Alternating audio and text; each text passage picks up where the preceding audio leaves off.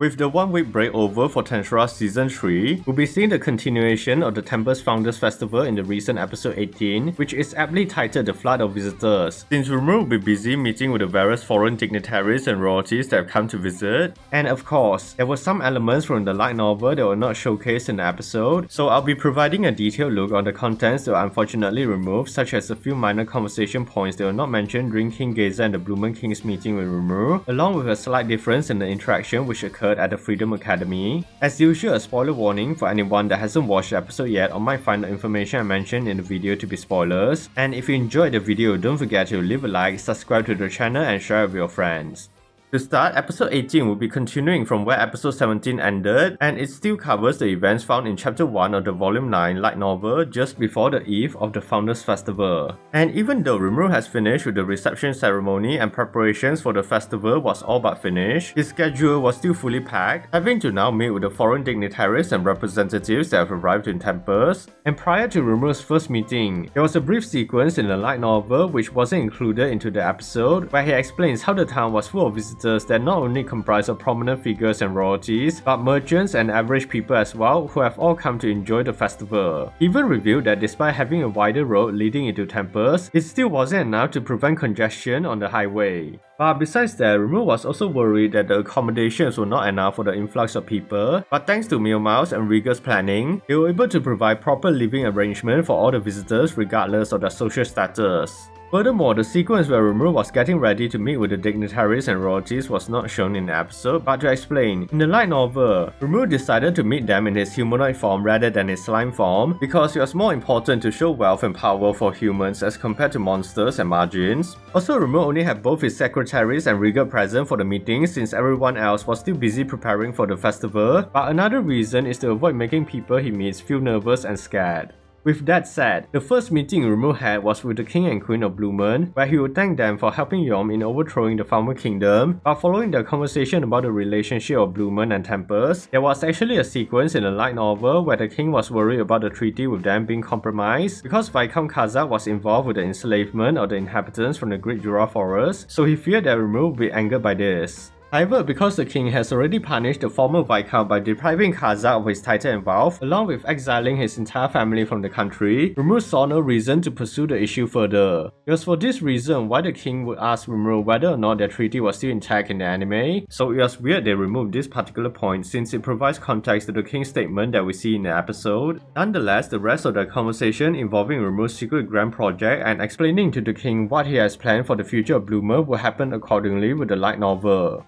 Moving on, after meeting with the King and Queen of Blumund, the next visitor will be King Gazel, and there's a reason why the anime explicitly showed Rimuru's face when King Gazel was taking one of the snacks, because in the light novel, Rimuru was internally annoyed that King Gazel was eating everything on the plate without leaving anything for himself, and it's nice that even a minor detail like this was included into the episode. But I digress, King Gazel would start complaining about having to travel using carriage, and the light novel actually provided some additional context on this matter. Basically, King Gazel wasn't able to use a Pegasus this time because this was an official state visit, so he needed to bring a large contingent with him as a show of force to the other nations, which made the logistics and preparations quite tiring for him. That's why he blamed Rimuru in the episode for giving him so much work, especially in regards to the matter involving the Western Holy Church changing their doctrines towards the armed nation of Dragon, and he knew that Rimuru was plotting something again, so he had to personally visit Tempest to get some answers. It was then King Gazel finally asked Rimuru about the fight with Hinata like we see in anime, and having revealed that he knows the truth, Rimuru was forced to admit everything, but there were some additional lines in the light novel that were not talked about in the episode. For example, King Gazel outright admitted in the light novel that Hinata was stronger than him, and he was surprised Rimuru actually defeated her, so when Rimuru tried to downplay the victory, King Gazel scolded him for being too modest and criticized his behavior as being improper for a king. Furthermore, when Rimuru was asked about the Western Holy Church, he was trying to avoid the subject, so King Gazel activated the thought reading ability of his unique skill Tyrant to see what Rimuru was thinking, and because the ability was blocked by Wisdom King Raphael, King Gazel immediately knew that Rimuru was hiding something from him. It was only Only after King Gazel scolded Rimuru again that he was forced to explain the internal situation of the Western Holy Church and the Holy Empire of Lubelius to King Gazel, although he does omit the part about the identity of Luminous Valentine being the goddess of luminism. Honestly, it would have been nice if some of the points I mentioned was adapted into the anime because it provides some much needed character information on King Gazel and showcase a bit more of the senior to junior relationship between him and Rimuru. That said, the rest of the discussion with King Gazel will happen in a similar fashion to the light novel. So in the next group, Rimuru will be meeting with Yom and his contingent from the newly renamed Farmanas Kingdom. During the meeting, Rimuru congratulated Yom for his successful mission in taking over the Farmer Kingdom, and the rest of the conversation that Rimuru had with everyone including Grucius and Milran, who has now taken the name of Mil Farmanas, as well as the brief explanation he gave on the meaning behind the name of Farmanas will pretty much follow the light novel. And it's worth noting that we were also introduced to Edgar in the episode. The son of the ex-king Amarus was actually mentioned in the light novel to have completely changed his identity and is now serving as Yom's advisor in the Farmanas Kingdom. Additionally, even though it wasn't explicitly stated, it was implied in the anime that Rimuru voided the reparation fees incurred by Amarus to further help boost Yom's reputation as the hero king, who managed to haggle the price with a demon lord, hence Edgar's reaction in the episode. In any case, having finished the meeting with Yom, Rimuru apparently still had a lot of requests from nobles and royalties in the light novel, but he decided to only meet them after the festival ends. So with his free time, he decided to visit the Ingratiate Kingdom to personally invite Yuki and the other worthy children of Class S to the festival. Also, Diablo had actually volunteered to help bring them to Tempest, but Rimuru declined the offer. Now, when Rimuru arrives at the Freedom Association headquarters, there was a brief line in the light novel of him reminiscing about his time spent in the Ingratiate Kingdom, and another sequence of him being confronted by someone named Grass, a B-rank adventurer in the lobby area. And it was revealed that Grass was actually one of Kaba's friends who was acquainted with Rimuru, but because he wasn't wearing his usual anti-magic mask, Grass couldn't recognize him, although once he realizes that it was Rimuru, he quickly apologizes. Having said that, Rimuru went out to meet Yuki, and the following conversation they had about Rimuru's recent problems, and the both of them sharing a common opinion on how scary Hinata was, along with Yuki accepting the invitation to the Founders Festival will play out exactly the same as the light novel. Now, I want to clarify that Rimuru does still suspect Yuki for being the mastermind behind everything bad that has happened to Tempest, and the only reason he's pretending to be friendly with Yuki is mainly because he intends to uncover the truth during the Founders Festival, which is the main reason why he invited Yuki in the first place. Regardless, it's here that Rimuru will be introduced to Kigali, the Vice Master of the Freedom Association, who proceeds to explain why this is their first time meeting even though Rimuru has visited the headquarters a few times, and much of it, along with her talking about her passion for archaeology, had gone accordingly to the light novel. So having learned that Kigali is a specialist when it comes to ruins, Rimuru will mention the one that Hakuro discovered underneath Clayman's castle, and it wasn't shown in the episode but in the light novel. Rimuru noticed that Kigali's mood immediately shifted and was now glaring at him, although he doesn't know the reason for her behavior, so he decides to ignore her and continue to explain his intentions. Although his statements about preserving the historical value of the ruins and not ransacking it for profit was able to lighten Kigali's mood, because she shares his point of view about the importance of preserving the past, so she agrees to help explore the ruins after the Founders Festival. Also, even though Rimuru mentions that he was left in charge of the ruins by Milim in the episode, he will reveal in the light novel that he plans to hand over the management of it back to her once they fully explore everything inside, and hearing that Milim will probably be joining the expedition, Kigali became hesitant about the idea. And Rimuru assumed that Kigali was nervous because she was afraid that Milim might destroy the ruins when in reality, she was afraid that Milim might discover her true identity as Kazarium. But she ultimately agrees to Rimuru's proposal and was left to handle the paperwork for the exploration mission because it will be an official request under the Freedom Association. And it's unfortunate this entire conversation about the ruins was removed from the episode, and it would have been a nice inclusion to the anime since it helps to set up the premise for a future plot point in the story.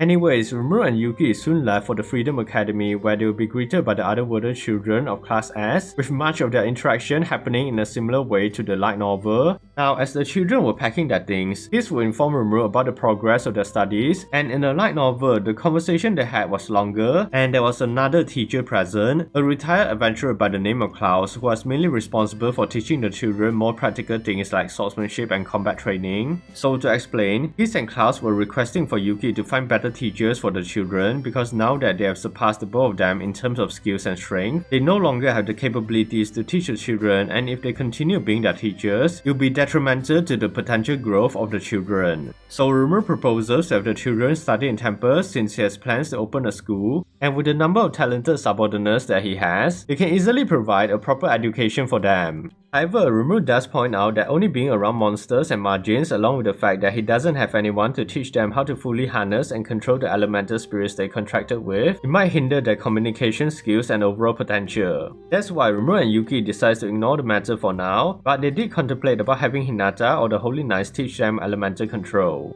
Nonetheless, I did enjoy how the anime had Tish join them and showed the children wanting her to attend the festival as well, which made the interaction super wholesome because in the light novel, she actually remained behind at the Freedom Academy. With that, Rimuru teleported everyone to Tempest and guided them to the hot spring inn so that they can get settled in. And because Rimuru felt bad for not being able to spend time with the children during the festival, he gave them each a pendant with a credit of 100 gold coins, and it's worth mentioning in the light novel, the actual amount was only 100 silver coins, although I can't really explain the reason behind the change. I guess inflation is affecting even the Tensura world. Nevertheless, this entire interaction with the children will play out exactly as the light novel, but Rimuru will leave when he was contacted by Soe about the arrival of Masayuki's group, and in the light novel, it was stated that Sokka was the one who helped to unload the elves while Team Lightspeed confronted Rimuru, and much of the interaction that occurred between them, with Jinrai, Jiwoo and Bernie constantly insulting Rimuru despite the hospitality he was offering them in the episode, will also be the same as the light novel, although it was definitely funny seeing Masayuki getting more annoyed as his party just kept talking shit. But the anime did well to convey how stupid his party members were. Honestly, they were lucky that Shion has to learn some self-control and Diablo wasn't present during this encounter, otherwise they would already be dead by now, but it was likely due to Masayuki's chosen one that things went so smoothly for them. Luckily, Yuki was able to intervene, but it seems that even the Grandmaster of the Freedom Association wasn't enough to stop the insults from Team Lightspeed, as they soon started getting mad at Yuki and were even talking badly about Hinata like we see in the episode. In the end, to stop Team Lightspeed from escalating the situation, Rimuru proposes that they should participate in the Tempest Martial Tournament and promises to fight them if they win, but it was revealed in the light novel that it was actually part of Rimuru's plan to hopefully study their skills and abilities, while also making the fight into a 1 versus 1 if one of them somehow wins. So with that, Masayuki agrees to the proposal, and if you're a light novel reader, you probably understand the foreshadowing for Jiwoo's comments about someone attempting to assassinate Masayuki. そうそう。自分の目と耳で確かめたことしか信じないタイプ。今までもそれでどれだけ僕が苦労したことか。But yeah, those are the cut content for episode 18, and this was a fairly normal episode for me, nothing exciting aside from a few interesting moments and world building details being showcased. And I have to commend the anime for really showing how annoying the members of Team Lightspeed can be, because they have to be well written for you to actually hate them. And with the Founders Festival about to begin, what are some of your favorite moments from this episode, as well as the things that you are looking forward to for the next episode? Feel free to share your opinions and comments down below. Also, if you enjoyed this cut content video, be sure to leave a like, subscribe to the channel and hit that notification button for more cut content videos as well. Thanks for watching, and as always, stay safe everyone.